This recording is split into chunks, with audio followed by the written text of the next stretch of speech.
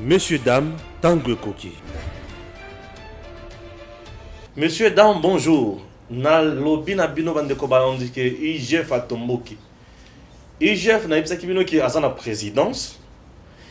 IGF atomboki na ba agent ya Désirade misusu bakangami déjà na bato mususu ya kati ya IGF bakangami likolo ya moyibi ya misolo ya mboka. Moyibi na RDC elekisi ndelo. Bato bazoyiba lokola bazosala concurrence. Ba réseau mafieux nazo yebisa ya kosakana te na ba entreprise na ba service public nyonso de l'état. Mboka na biso ko bonga ndenge nini. Tango Félix Tshisekedi nazo yebisa ke mafia eza na RDC ya liboma. Nazo yebisa bino mafia ya liboma. Mafia ya liboma. Bisika nazo lobake mokonzi bakisela UGF prérogative mususu. Akangi amoni rapport ebimi asambisi rapport wana a confronté bino akangi pe mutona sur le champ atindi esiko na justice et koki kozala pe malamu potango IGF fazo sala kaka audit asilisi azui atindi na justice fo makambo pe ezolala réseau mafia wana ekoti na degré moko nzambe na ngai landana no IGF. Ce matin, monter une opération pour appréhender un réseau des agents de la DGRAD qui s'amusait à prendre de l'argent revenant à l'État, mais dans les entreprises publiques, et se les partager. C'est depuis une semaine que nos équipes conjointes sont sur les dossiers pour suivre ces agents. Et aujourd'hui, la police judiciaire des parquets venait de mettre la main sur ces agents. Et ce qui est grave, ils ont tenté de corrompre nos équipes de travail. Les produits de la corruption a été saisi et ces agents arrêtés. Ils sont maintenant à la disposition du procureur général. Nous en profitons pour lancer un appel à tous les agents qui sont dans les régies financières de bannir ces pratiques, de minorer les droits dus à l'État et pour des droits à payer à la caisse de l'État, d'aller avec des combines auprès des assujettis pour récupérer cet argent et se les partager. Il faut que nous tous, nous puissions nous insérer dans la vision du chef de l'État pour combattre les antivaleurs dans les finances publiques. L'opinion, c'est que depuis un temps, l'inspection générale des finances est devenue un cauchemar pour tous ces mécréants. Je dois ici rassurer l'opinion et surtout la pègre qui s'est incrustée dans nos institutions que l'opération est bien là. On ne fait pas de publicité, mais les agents de la police des parquets avec les inspecteurs généraux des finances sont sur terrain.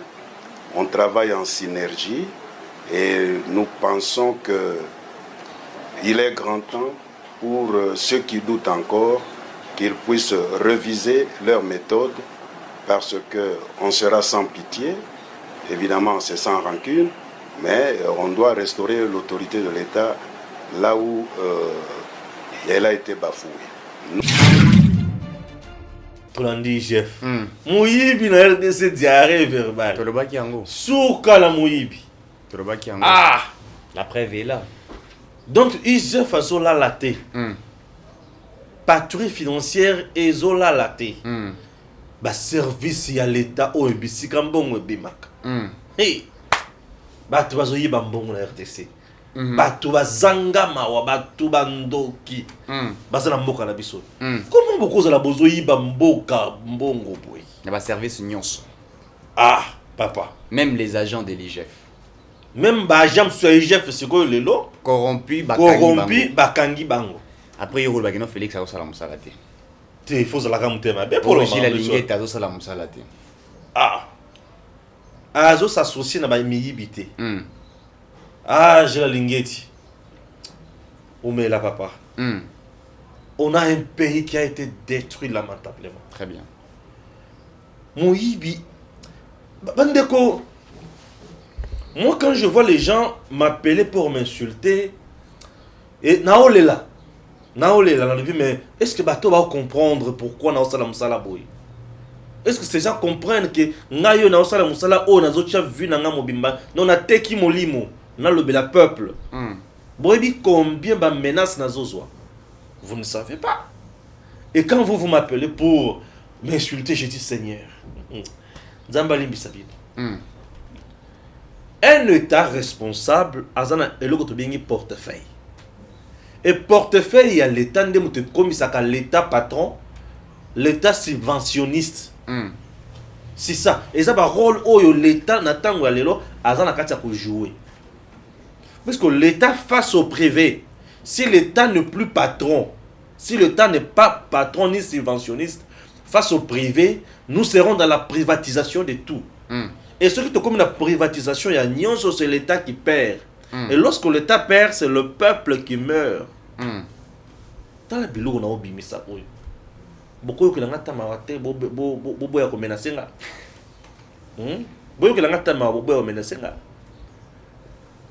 Le temps, présentement, nous avons des individus de capitalistes. Batu ebele dans le monde, comment on a mbongo ebele. Vous voyez même aux États-Unis, mon Bill Gates ne peut pas se déplacer kaka boyaki. Albi désormais dans l'Ongo États-Unis, dans qui qu'on dans Congo et Simbate Amérique à Boya. A imposé. À Koboya. Puis, Aïbi très bien que ce monsieur ici a créé autant d'emplois.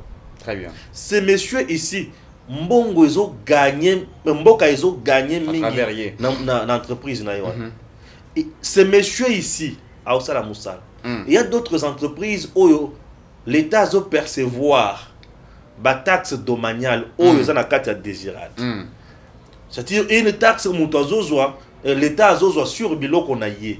Ils ont utilisé ma belé à l'État. L'État a une taxe, ça s'appelle taxe domaniale. Lorsque tu utilises espace ton ma belé à l'État, taxe au foot à place, on a besoin de taxe domaniale. Pour tout ça, la science politique, totalement la finance publique. Ça s'appelle taxe domaniale. Oui, combien de gens utilisent la belé à l'État? Déjà, des coachs, ça rend bon. Tout à fait. Oui, combien de gens utilisent ma belé à l'État? Les sols et les sols et les sous-sols appartiennent à l'État. La loi Bakajika. Voilà, quand tu utilises les sols et les sous-sols de l'État, tu vas payer une taxe. Ça s'appelle la taxe domaniale.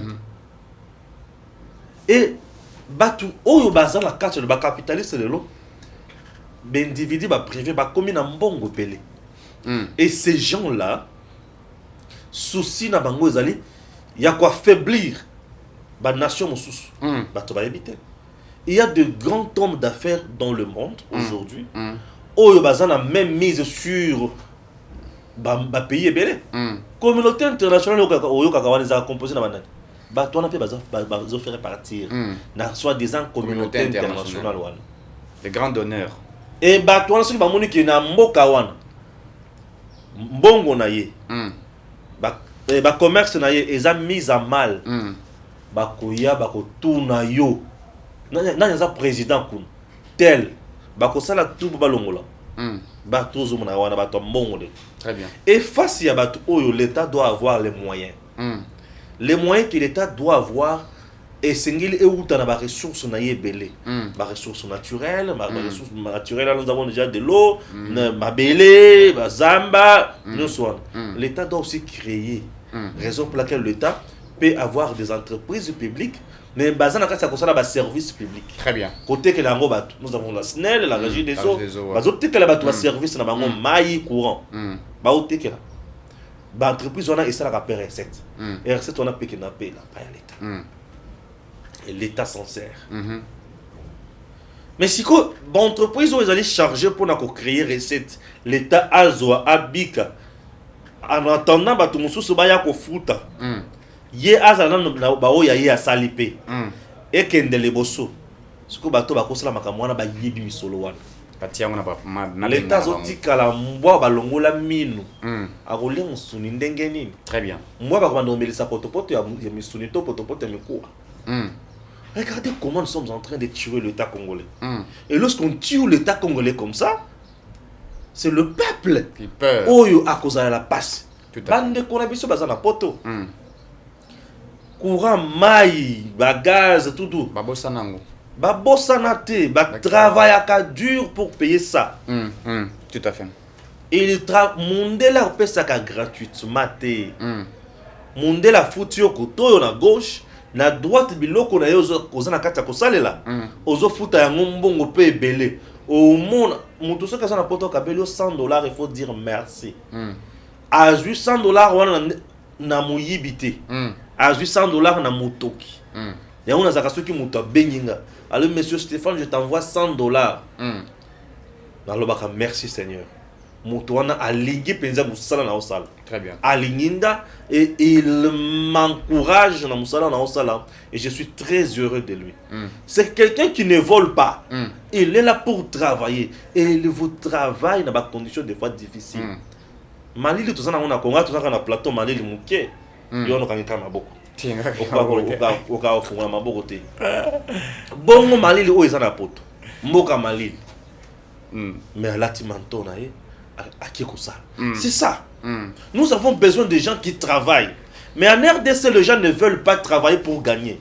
Les gens aiment voler, détourner et gagner et se taper de grandes maisons. Ce sont des choses qui dérangent. Yomoko oyibi, namboka na biso ba yiba kambongo mukete. 10 millions et yiba na makabongo te. 100 millions. 200 millions. 200 millions. C'est ça mbongo ba yiba kana mboka. Pas bango za muke ba linga ba komba atteindre ba 1 milliard. Na peut-être soki ni boso to yoka mutu muso yibi 1 milliard. Pour jusqu'à présent zaka na millions. Ba 1000 to leka 1000 eza makambo ya ndako bana bazoyi bana bandako bango ba $1000. Et bano ba yibaka na bandako na ba $1000 wana bana na bango lisusu. Yo na mwana mobola ba ko yiba $1000 ekuta wapi? Ya matanga to ya feti. Kaka na bandako na bango nde bana na bango ba yibaka pe papa na bango ba 1000 ba 2000 ba $3000. Mais biso na bandako na biso ba bola soki ba yibi ebele. Nani azwaki 500 francs na ngai yao? Nani azwaki 500 francs na ngai? Ataki yango eke. Nani azwaki 500 francs na ngai? Bongo siko mutu amapaye na kusala nini? Yoka mutu olela. Kuseka te. Ça m'énerve. Mutu olela. Nani acheke 500 nani azwi 500 francs na ngai yao? Bongo batu ya mapa, siko mama mapa ye wana zoya. Papa zolela. 500 francs. Mais na ndako mokonzi kuna bayibi. Wana nete mbongo ebungaka na ndako ya Chibala. $400,000. $400,000. Combien 400,000? Ezaki ya ye, ya anniversaire, ezaki ya l'État et Chibala à l'époque était premier ministre. $400,000 na ndako. Oh ebungi. C'est regrettable. $400,000 na ndako ebungi. Et bah toi le bon, bien sûr de $400,000. On va retrouver ça, on va retrouver. Bon, si c'est perdu, on a déjà lancé les enquêtes. Ouais, si c'est perdu, bon, on verra ce qu'on peut faire. Mais Congolais a mungisa $20 na ndako. Mama na ngai na samwe mbongo na ngai nyonso ya mbongo na ngai $20. Ngala mona mutakoi na prince awa ba ibie chakos na kati na téléphone na $30. Mais il faut mon amour, 10 000 francs en francs. Mais face à mi batanda une ancienne TV soki. Wana kutute. Je partais dans un niveau quartier 1. J'ai vu une fillette il y a 13 ans, 14 ans. Azote kamai. Il y a eau vive te, il y a basaché wana te. Ouais, bah 50. Mai ya 50 bakanga o bakanga garana ya boule wana. Mwana na azote kamai wana. Regardez comment les enfants au bazo vivre na Congo. Pasi bato wana bazanango tango ozomona bato bazo yiba misolo oyo ba otala pasi ya bana oyo tezo sala biso pasi mingi koleka. Très bien. Ma bota izo souffrir na Congo. Mwana wana na kotiye azolinga katisa moto pe azo kima moto mususu tout akuna te guidon ya moto et tout mwana na niveau oyo mwana kwei bassin panzani bato bagangi mwana lobi mwana kinano asibi bassin te aki avandi na libanga abandi kolela alobi mai yango ya bisote mama azwaka mai pa ya ba voisin et voisin apesi mai oyo na ba mai oyo surplus ya ba mai oyo eza ya 20 sachets ya biso le reste toteki ko pesa kolo mai mbongo mai mbongo na ye yenda zaka na congélateur frigo na nyonso biseka tchaka ba mai biso toza na surplus ya 20 sachets on a sachet moko za 100 francs Sachet moko za 100 francs, 20 sachets. Et puis c'est combien d'argent? 2000 francs. 2000 francs. Moi na lobi mama ko beta ngai, mama ko kufa nzambe na ngai. Papa kufa déjà. Toza kaka na mama, nzambe na ngai moto moto. Ona moto moto asi akendeki. Nathalie, j'ai pleuré. Dans ce que dans Léli. Bah tu vas où les Canadiens, les gens ne sont pas. Na mitema malamu te na lobite ba to baza na mitema. Mais ba ko pesa ye nini? Bango pe baza pauvre. Baza elo roté. Ba to pesa mbongo abaza ka ba to baza na mituka. Et ceux qui ba continue ceux qui ozo bazo le kana mutuka, ceux qui au telemi, azo ki saka muke. Ça va? Oui, ça va. Azo tu oui, monsieur tu veux quoi? Et ceux qui peuvent au télémili en disant ma policier ou azo to mona ya ko beto masasi. Il y a un député qui a tué un enfant ici.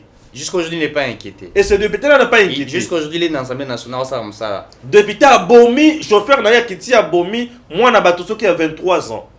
On est au bêta bal. Azo bêta bal, pour bal qui est bêti dans mon tour à député. Est-ce que bal ce qui est bêti dans mon tour à député? Ils ont mérité garde à député qui t'a bon mamou. Et je connais très bien les Mais nous sommes dans une jungle ou dans quel pays? Je connais très bien les messieurs. Hein? Moi, j'ai eu à les rencontrer. Et ça, la capacité. Si ça y a. Et l'enfant pleurait. Dans le niveau Congo, bana bazo vivre na passe, ma bote zo vivre. L'enfant pleurait. Na tuni na posani. Na posani na talimwan. Na biche telema. Abedi ana bi telema. A telema, na biche bassin na uzawapi. O bassin na zo bassin, azu bassin. Na tuni mai nyon so na za kombi. Là c'est quoi bato ba kino ko ba na curiosité à côté telema. Bata la kiyoko sala nini. Na tuni mai na yo nyonso na ya combien? Abisinga biso tozana 2000 francs na biso mais kol mai eza 8000 francs. Donc mai nyonso bassin nga bimisa 10000 francs. Même si mai nyonso me mai ki awa 10000 francs. 10000 francs natali mai mwana me mai ki ngai na kuka ko me mai wana te. Mwana muke. Natali mai mwana na me la me mai. Na bi mai nyonso me mai ki eza 10000 francs, ebisinga eza 10000 francs. Na permis na le Seigneur Jésus. Ah, 10 000 francs. Hein. Je n'avais pas assez. Moi, mon gars, je suis sur la bola.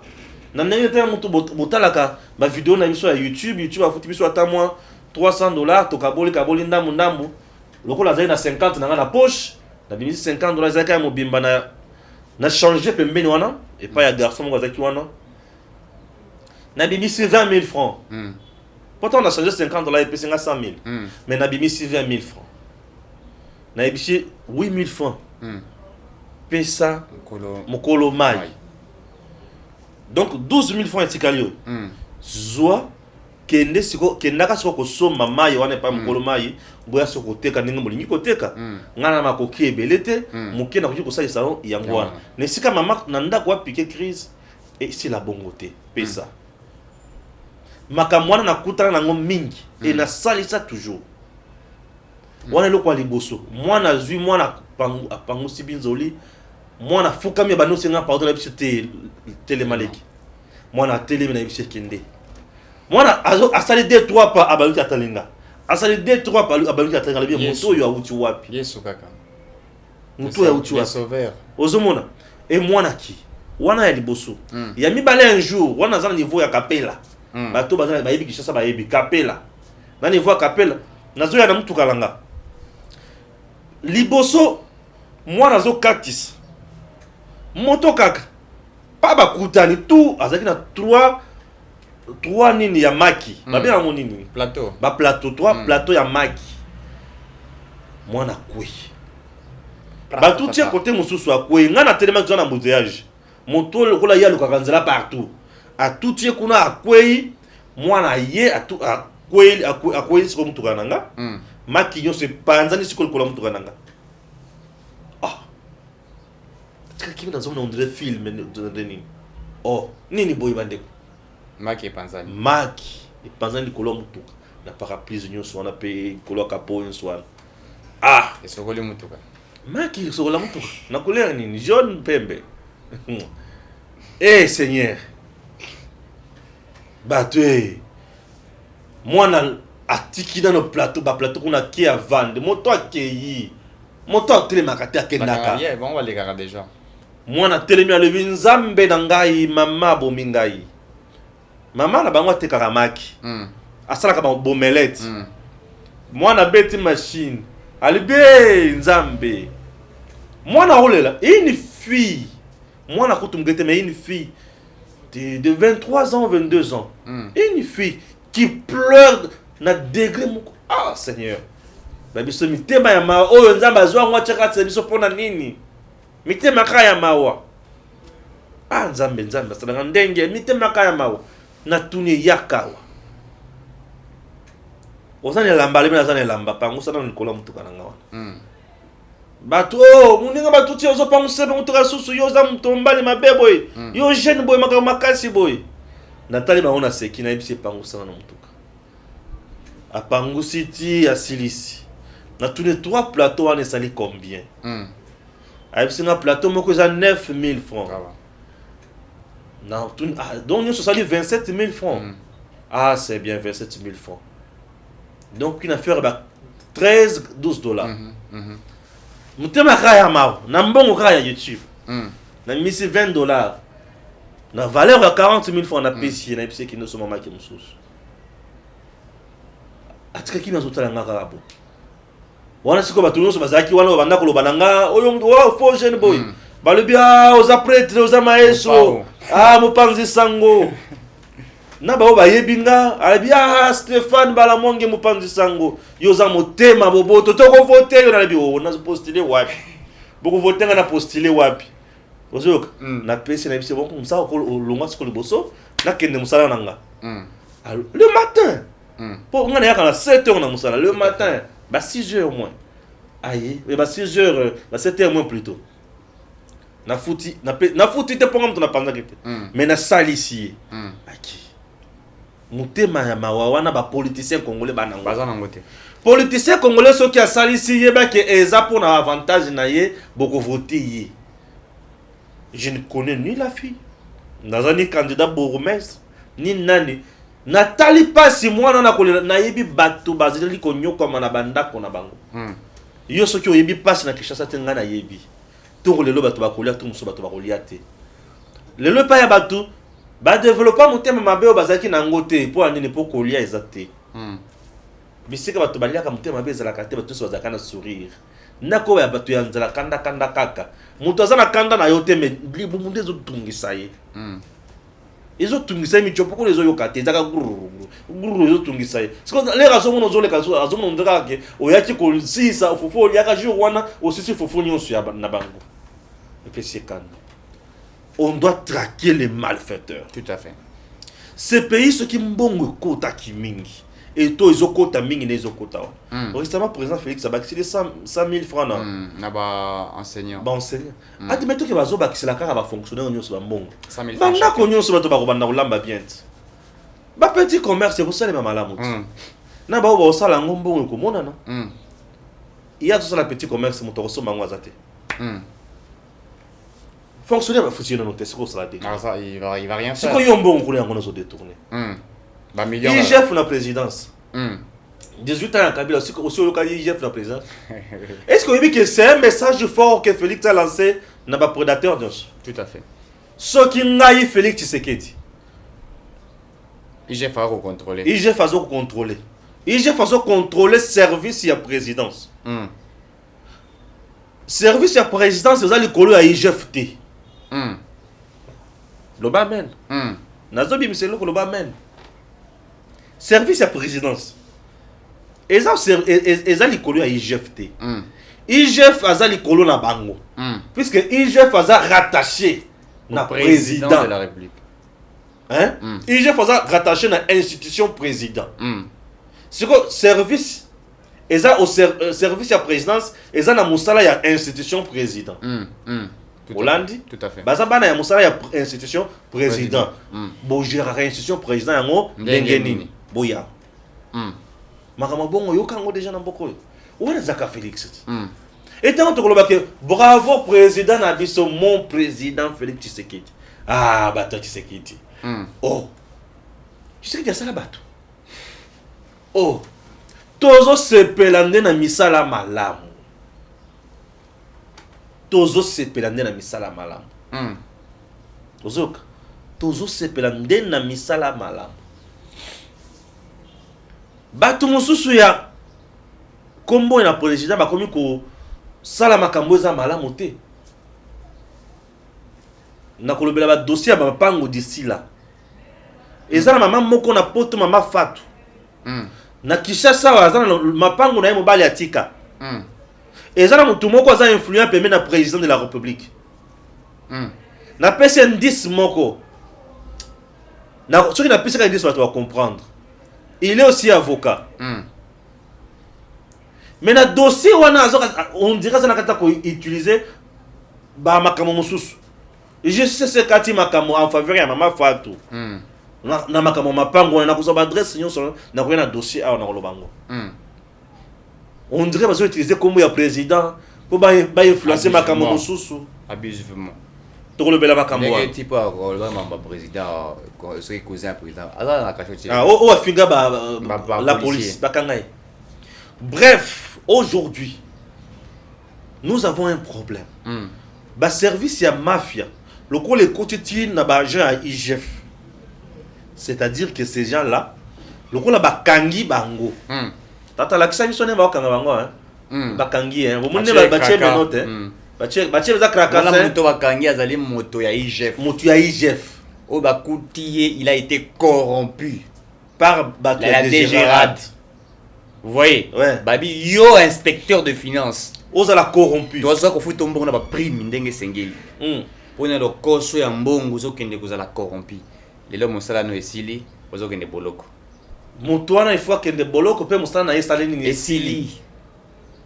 C'est ça le Congo, il faut comme un l'état de droit.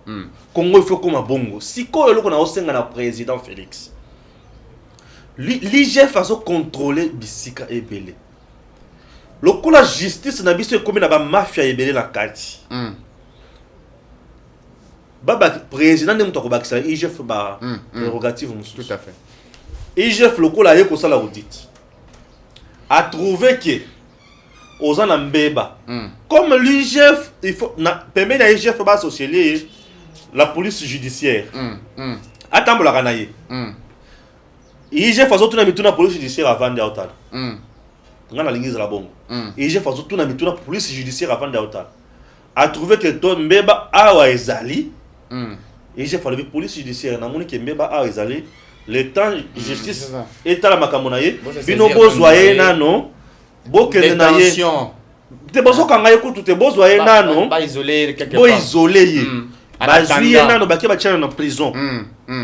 Bakangi ete me bazuye isolé nano. Azan coronavirus. Azan coronavirus ya muyibi. Bazuye nano bakangi. Lokola azan coronavirus ya muyibi. Ba tchana na prison. Très bien. Ça va faciliter la tâche na justice oya ko yasko ko sambisa. Puisque à ce moment-là justice asoya ko sambisa na ko banga na bokebi. Ayebi ki moto aza déjà kuna na kende so ko sambisa ye. Ba esko ba sambisi. Ozomon. Ce qui alingi balingi bon balobi te je fais comme na msala musu soane comme sala musu belé. Moi je donne encore une autre piste de solution. Nous avons encore un autre service qui dépend de la présidence. C'est l'ANER. L'ANER est aussi à la recherche des infractions. Hollande, information est belle. Que l'IGF travaille aussi avec l'ANER. Parce que l'ANER na IGF va s'angis. La police judiciaire.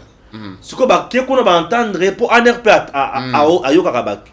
Atini batu devant leur juge naturel. IGF a coûté à ce qu'on ANER va s'angan. La police judiciaire. Parce que la trio magique pour traquer le malfaiteur. ANER avant de police judiciaire avant de IGF avant de vendre IGF sera tout na yo. S'il vous plaît, je gère qui n'engagine. D'abord documenter le projet que les akinengine. Pour IGF amoni oyazanango na oyozanango. Amoni que décalage ezali. Ayo que c'est bon. ANER, attends, tu peux d'abord faire son travail. Ton travail. ANER a joué dans le nom pour mesure d'enquête. Pour mesure d'enquête. Et l'ANER peut prendre quelqu'un même pendant 3 jours. Ou 4 jours à Tchénano. Au sorte de cachot na yekuna ya ANER. Ba bombi yekuna. Ba bombo bien. Ba bombi yo. Bazo torturer mon côté. Bazu mutu bake ba bombi. Le ba ko bomba mutu wana. Ba zeli sikoyo. ANER azeli akene kotika ye devant. Badini. Bah, Juge naturel na ye. naturel na ye. Alors babandi kosambisa mbala moko. Ba dossier wana eumela kate. Pourtant ezoumela ezolembangala. Plus le dossier traîne. Mbongo ezotambola. Mon tozo ba stratégie nyonso pour qu'on ne m'arrête pas. Qu'est-ce que je dois faire? Na sala boya simi kotoyo. Akiko ngaba kosambisa ngapi? Yo ba kosambisa ngapi sikatel? Akikuno. Abandi kota ba chambre, à côté. La justice a aussi une administration. Et cette administration, lorsqu'elle est composée de mafieux aussi, elle peut bloquer le dossier. Et que c'est une vitesse rapide. Et ça va aider le président. Il y a Mboka et Fongwama.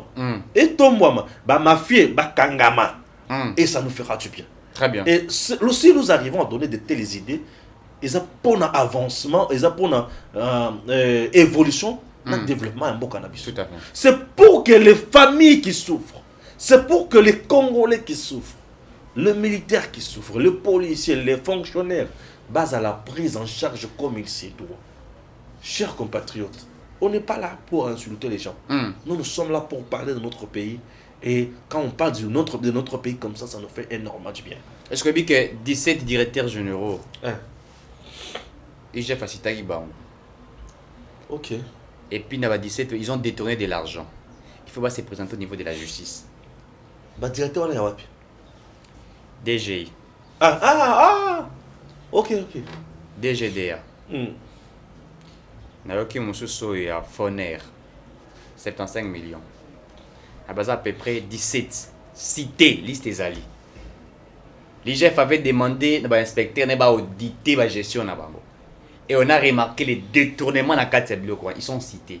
Et ceux qui sont cités, d'autres sont en train de vouloir profiter pour fruire la République démocratique du Congo. Voilà pourquoi on proposé ils allaient piste de solutions. Ça, c'est la meilleure. C'est-à-dire que auditer bango, maintenant ce qu'on va batiki bango. Oh, tant bango va auditer batiki na justice. Maintenant la justice, vous savez avec moi, comment dirais-je, moi ma l'île de Ouezana mon qui puisque tout ça qu'on regrettait moi ma l'île des Awana. Quand on est pour l'instruction du dossier, ça prend du temps. Vous voyez. Et pourtant que ces gens-là va remarquer qu'ils va détourner bon à l'État. Ils sont 17. Bon, c'est au monde qui va détourner. N'est-ce pas poser la justice? C'est sûr, en attendant. Pendant un certain moment. Et ça, pendant un certain temps. Et après, il n'y a pas de juge naturel quand les dossiers sont là maintenant pour que ça s'explique. Et ces gens-là sont déjà interdits. Bon, interdire déjà, ils sorti à pays. Ouais. La DG m'a signalé, dans le service Nyonso. Telle personne va citer dans le dossier tel, elles ne sont pas autorisées à quitter le pays pendant ce temps, jusqu'à ce que le dossier est aussi dans la justice. C'est ça. Comment il s'appelle? John Numbi, c'est lui. John Numbi. Vous voyez ce qui s'est passé? On est resté là en train de. Azawapi. Et voilà ce qu'il a fait. C'est ça. Or, il faut les appréhender, il faut les mettre à un certain moment. C'est comment quoi? Et puis après, continue d'abord par le juge naturel na bango. 17. Ah, on a DGRAD. La DGRAD a corrompu certains inspecteurs des finances. Et les inspecteurs des finances, au bazaki, sachent que dévoiler secret. Bazi baninga ba musu ba kangi bango. Mbonge tambolaki. Vous voyez maintenant comment aujourd'hui IGF a pour l'accès réellement eskambo ke kindaki. Miki Moyibi Etienne Tshisekedi a raison. Mboke baby pona Moyibi. Oui. Totalement raison. Félix vient de confirmer que le Congo est par terre à cause de la mafia. Lorsque va poser la même question à Kamere, rappelez-vous ton Kamere 15 millions, tu vas avoir 15 millions. Tshisekedi il était très clair, il parle des COP et tout ça. Mboke baby pona ba COP, Mboke baby pona Moyibi. Donc tout est devenu COP. Aux gens le gouvernement ministre COP et tout ça là. On a un projet zaroya puisque vraiment ça va fort dans le projet. Financer mon projet ça évalue à combien? 100 millions de dollars. Il y a des gens de ça là calcul. Et le Congo là rentrait un petit peu en arrière. Mais aujourd'hui que l'IGF fait son travail, ça nous prouve réellement ceux qui ont continué quand il wana. Tito comme 2023 2024 RDC tout ça la possibilité à atteindre dans le barango même quand la recette na la fiscalité tout ça là on va contrôler sur l'entreprise tout ça la possibilité à atteindre 20 milliards juste avec ça. Na contrôle kata. Nous avons la possibilité de changer la vie des Congolais. On peut changer la vie des Congolais. On peut construire notre pays. Bien sûr.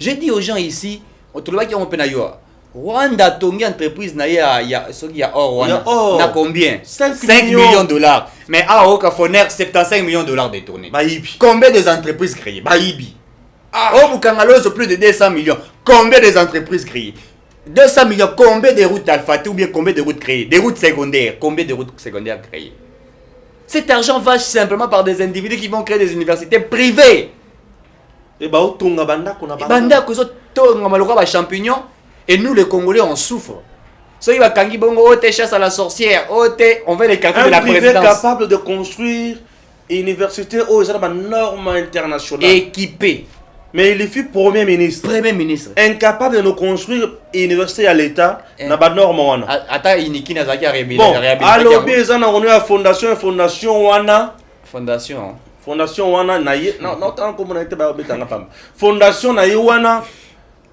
ezalaki abandaki yango kala oh makamone kalingate fondation wana ezui ba partenaire mais toi tu étais premier ministre je suis innocent un premier ministre tu étais incapable de nous trouver de partenaires baya pe ko tongela biso ba université na ndenge ya l'état yo mutozolo ba tozaka na leadership fort même pas nous réhabiliter et moderniser même pas connexion ya malonga na ba université yango oh lelo bato bakomi olia biso mbongo na ram non c'est pas ça ces gens-là nous ont détruits, ils sont des voleurs et ces gens-là méritent la prison bien sûr non mais comment ça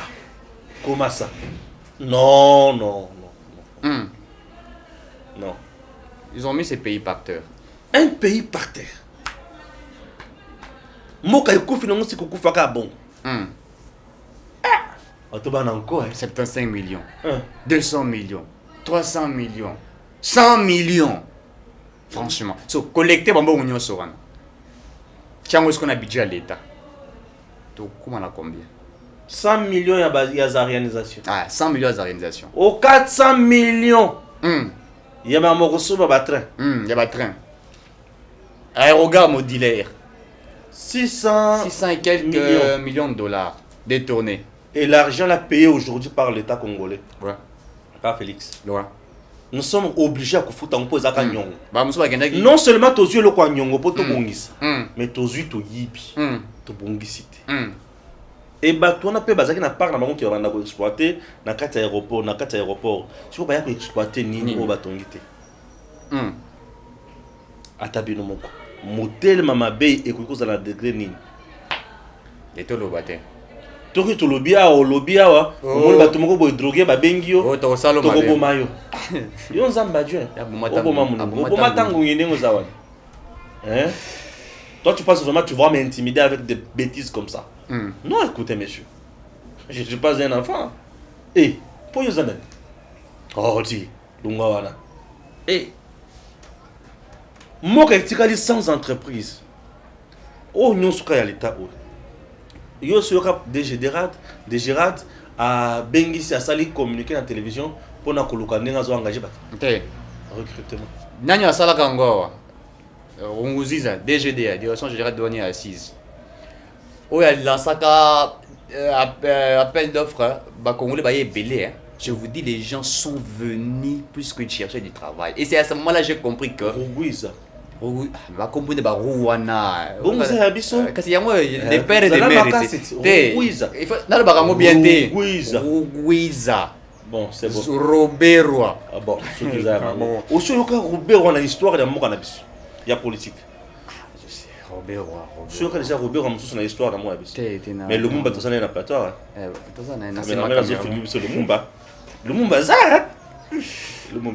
très bien oui le Mumba ça voilà. Chers compatriotes, au sein de l'émission Passe Mingi. Tu préfères au Soukar. Très bien. Tu comptes à la Moussous sur l'émission Moussous.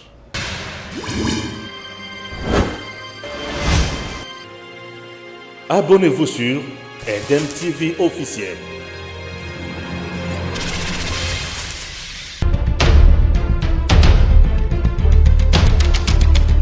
Tango Koki avec Stéphane Balamongue.